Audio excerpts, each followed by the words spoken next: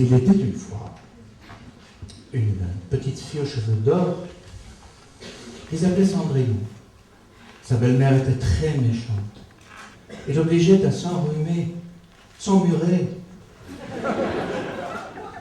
tout en haut d'une tour où il faisait très froid. Et chaque fois que Cendrillon comptait se coucher, elle allait pleurer toute seule dans sa branche, dans sa chambre. Heureusement, les fées de Cendrillon étaient là. Et un beau jour, on ne sait pas comment, on ne sait pas pourquoi, le principauté de Montacot veut se marier. Attention, pas avec n'importe quelle poule. Parce qu'au palais, une poule, ça fiante. Une foule patiente. Des centaines de jeunes filles, plus jolies les unes que les autres, et vice-versa. Enfin, surtout beaucoup de bouffiasses blondes, beaucoup de vis platinées. Cendrillon, elle fait la rousse en carotte. Elle fait la route en carotte. Un agent l'arrête, mais très calmement, elle lui dit « Montrez-moi la rate de ce poulet, la route de ce poulet. » L'agent, très gentiment, lui montre le chemin. Elle dit « Merci. » Et cette dinde, non pas cette dinde, et ce faisant, elle repart.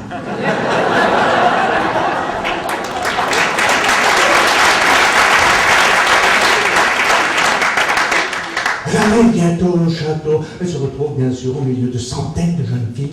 Elle voit le principauté de Montacot. Elle fait ouh.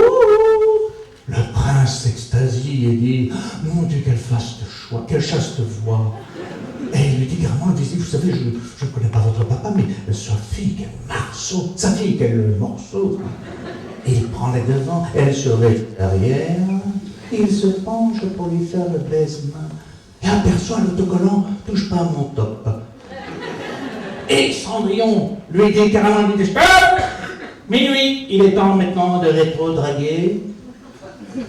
Vous me rhabillez du regard, merci, parce que moi j'ai une citrouille qui m'attend. Et oui, parce que le temps de l'amour c'est con et c'est lourd, c'est long et c'est court. Et elle s'enfuit et laisse tomber par terre une pantoufle de verre. Le prince empoté de Montacot s'en empare et dit à son père, « Père, la première que chaussera cette demi-paire sera ma moitié. »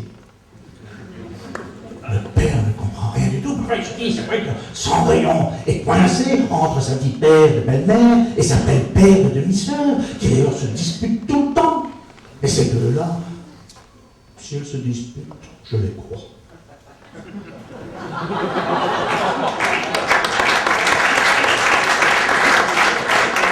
Dans ce temps-là, le carrosse retour à la caisse d'épargne. Et le cocher et les laquais sont redevenus des chiens. Les baveurs sont en laisse. Les valeurs sont en laisse. Et la pauvre Cendrillon se retrouve en haillons, en rentre du bois. Et il prie comme une folle pour voir son prince. Oui, comme beaucoup de jeunes filles, enfin, ce ne sont pas ces fesses molles, c'est leurs messes folles qui leur feront retrouver les cœurs de leur les leurs de leur cul. Les lus. Surtout en pleine forêt, et on parle de citrouille, il ne faut même pas déconner. Soudain, une maisonnette en pleine forêt. La cheminée fume. Et c'est un incandescent. Bonjour. Elle se dit, Cendrillon, je connais cette voix. Bonjour, je m'appelle Prof. Je suis le chef des 7 nains.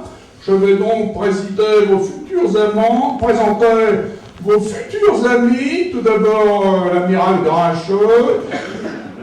J'en ai rien à foutre, mon petit fifi, soit que la petite fout la paix, chacun dans son coin, que toi t'es grognasse, merde. Oui, excellente réponse de l'amiral, bravo, merci, et à la prochaine fois. La belle Doche, qui voit tout ça dans son miroir magique, évidemment. Elle envoie un chasseur pour tuer Cendrillon. Heureusement, le masseur se moque de l'avoir en chat. Le chasseur se choque de l'avoir en morte, et préfère viser tout bêtement une petite chaudeur, une biche Voilà, on aperçoit une foule de bœufs, une boule de feu, et la bête d'Oche, d'un seul coup, se transforme en une horrible sorcière qui fait circuler des faux bruits, des beaux fruits dans un panier, jusqu'à la maison de Secnin. Elle arrive, elle frappe à la porte. Les Secnins se précipitent comme des fous. Mais oui, ils se disent, après Cendrillon, qu'est-ce que ça va être? Je ne sais pas, moi, une petite fille aux allumettes. Eh ben non, c'est la vieille tarte aux pommes. Au même moment, et au hasard, au même moment arrive le valet du prince avec la deuxième demi-paire de pantoufles de verre. La sorcière se précipite pour l'essayer, et poussant un cri à arracher le poil du valet, le poil du valet, et d'ailleurs le valet a reçu Cendrillon, et miracle, elle a chié dans la parenthèse. Elle a pied dans la charentaise. Et quelques mois plus tard, la future mère et l'expert accouchèrent d'une petite fille aux cheveux d'or qui devint fille au père comme sa mère. Bravo!